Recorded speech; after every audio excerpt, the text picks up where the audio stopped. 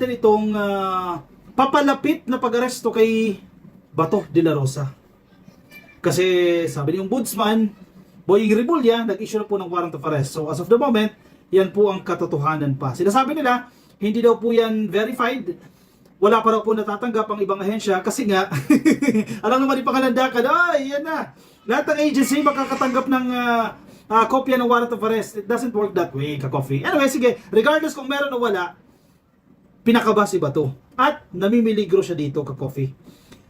Kasi may mga grupo sila, wait lang ha, hinahanap ko ha.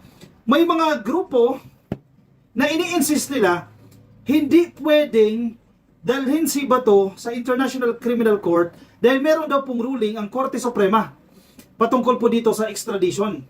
Di ba? Pero, may isang profesor ng University of the Philippines, law expert, na nagsasabing hindi na kailangan dahil ang mangyayari is surrender. Isusurrender ng gobyerno ng Pilipinas si Bato de la Rosa sa ICC. Pangalawa, itong extradition na ito na sinasabi ng kampo ng mga DDS, ng kampo ni Bato, may requesting party. Yung extradition na yan, agreement yan, mag-uusap ang dalawang bansa. Ang Pilipinas at ang isang bansa. Ang ICC ay hindi po isang bansa. In short, hindi mag-a-apply itong extradition na pinupunto nila na batay daw po sa ruling ng Korte Suprema.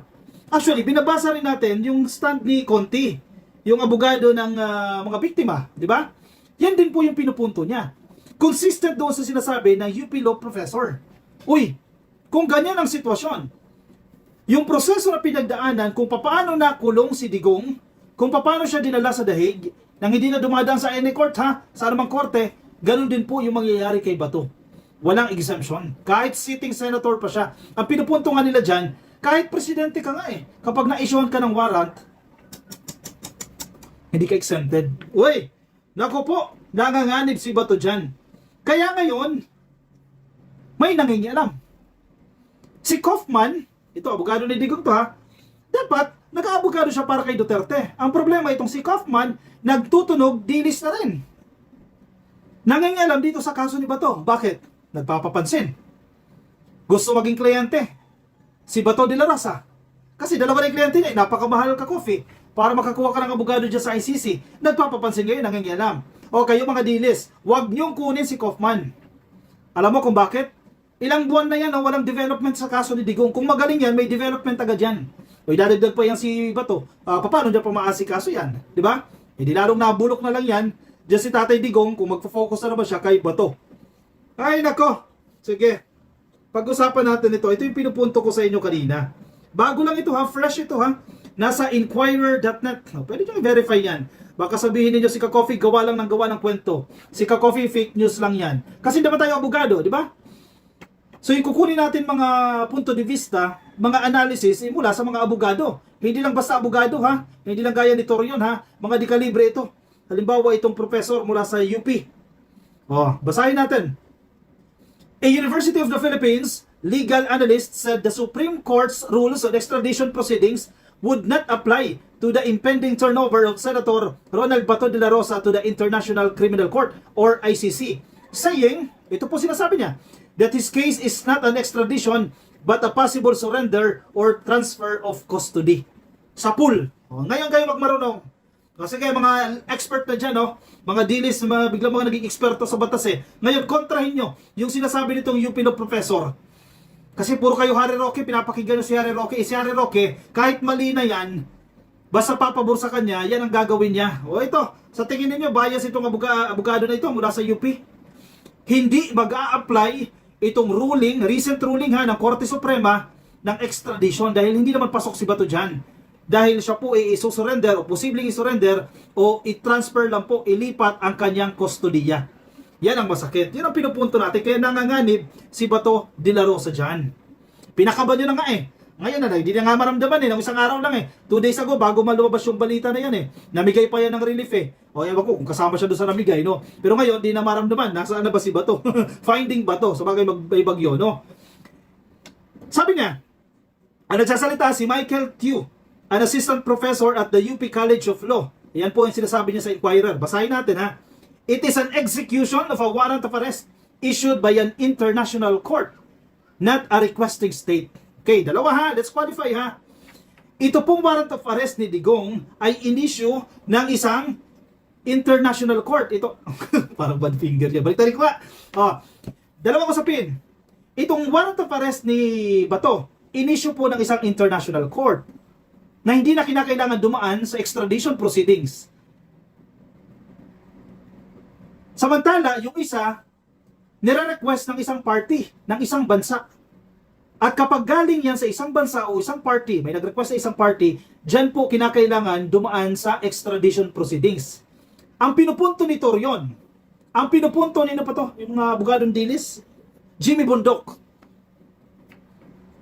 Hindi daw po pwedeng isurrender ulit ang term nila kidnapin si Bato, gaya ng ginawa kay Digong, nang hindi dumadaan sa extradition proceedings. Hindi daw po pwedeng gawin yan. Dahil, kinidnap nyo na naman yan si Bato de la Rosa. Kinidnap nyo na naman yan. At hindi pwedeng mangyari yan. Huwag na natin hayaan mangyari yan. Yan ang panawagan nila sa tao bayan. Huwag na natin hayaan na mangyari ulit, umaulit yung nangyari kay Tatay Digong. Nagkakamali kayo. Kasi yung tinutukoy ninyo ay galing sa international court. Hindi galing sa isang requesting party o isang bansa. Therefore, hindi mag-a-apply ang extradition proceedings. Uy, sa pool. Ayan o, dyan kasi kayo makinig sa mga magagaling na abogado.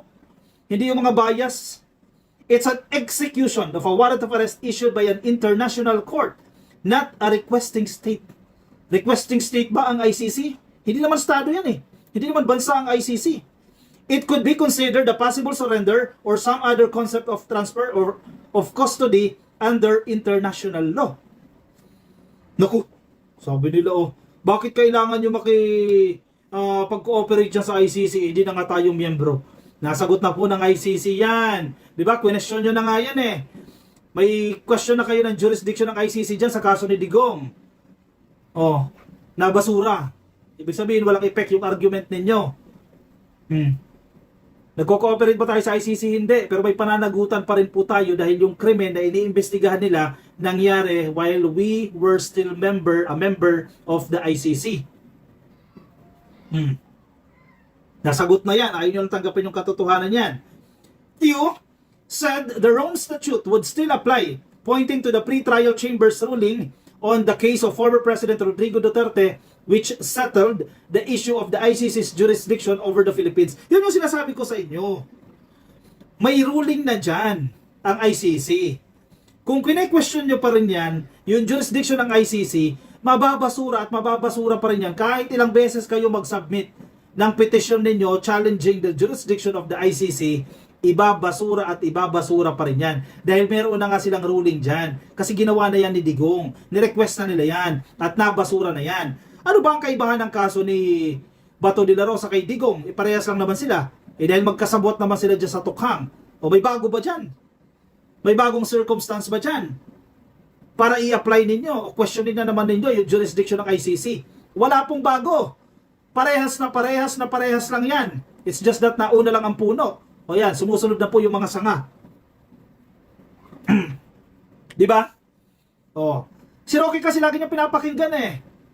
Executive Secretary Lucas Bersamin confirmed that while the ICC may have issued a warrant of arrest for De La Rosa, it has not yet been formally transmitted to the Philippines through the International Criminal Police Organization or the Interpol. Hindi ibig sabihin kasi na hindi pa dumarating, walang warrant of arrest. Kasi ang paniniwala nila, dahil wala pang dumarating, walang warrant of arrest. Paano kung na-traffic lang? Di ba? Paano kung na-delay lang? Paano kung nandiyan na at sinisikreto lang yan? Di ba? Paano kung ano lang ito, decoy lang? Di ba? Naiisip lang natin yan eh. Remember, nang si Duterte inaresto, nasaan yung mga pulis, ang katerbang pulis, nasaan? Nasa Davao. Yun pala, sa Manila aarestuhin. Paano kung ganyan yung sitwasyon? Kung decoy lang pala yan? Uy, sumakay naman kayo. Di ba? Mga company bato dyan. Sumakay naman kayo. No. Yan yung diskartehan nyo yan. Paano nyo lulusutan yan? Yan si Bato dyan. Wala siyang kawala dyan. Kasi si Duterte nga na presidente ha. Dating presidente, napakulong yan.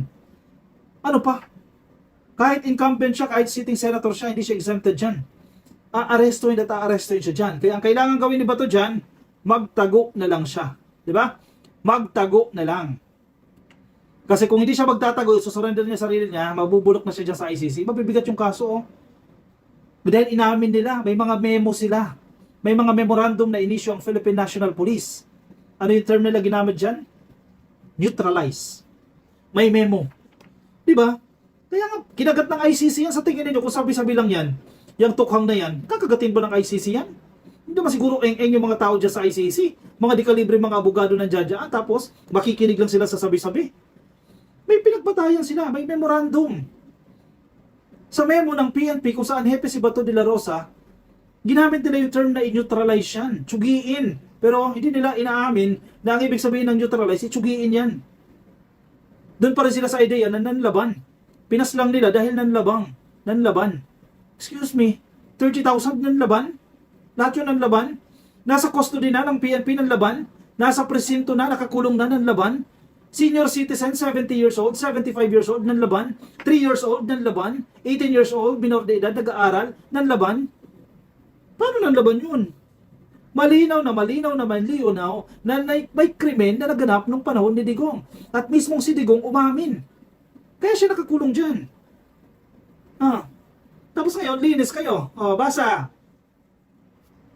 Nasa business world ito. Government cooperation sought over alleged ICC warrant versus Senator Bato de la Rosa. Ito na, human rights group. Nagsasalita na.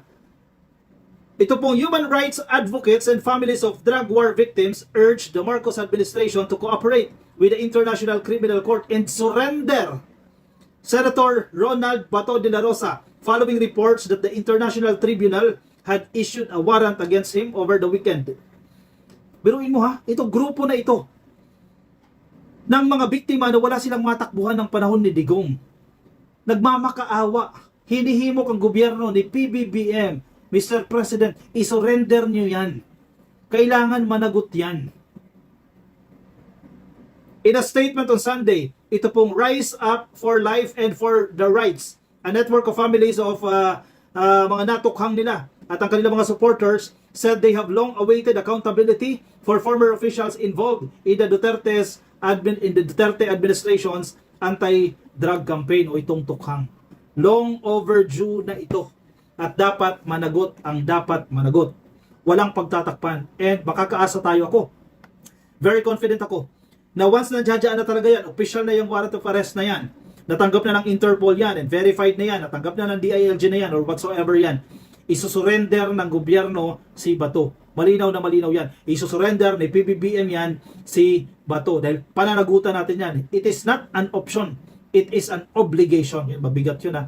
Hindi ito option para sa presidente o sa gobyerno ng Pilipinas, kundi ito ay isang obligasyon na isurrender si Bato bilang ating commitment, bilang ating pananagutan sa Interpol. Dahil tinutulungan tayo ng Interpol, kailangan natin suklian yan. Due process.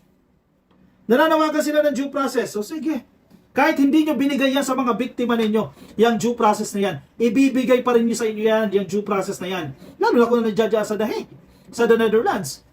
Mas lalong pinipreserve nila yan. Ina-uphold talaga nila ang due process dahil international community yan. Huwag kayong mag-alala. Ibibigay kay Bato yung due process na yan. Diba? Chinaks lang kayo. Dahil uphold yan. Ina-uphold nila yung due process na yan. Kung hindi man nabigay ni Bato yan sa napakaraming Pilipino sa kanyang tukhang, makukuha niya yung due process na yan dyan sa The Hague. Diba? Huwag kayong mag-alala dyan. Guaranteed po yan. Yung hinihingi yung due process, ibibigay po sa inyo yan. Chillax lang kayo. Come again, sir? You're lying!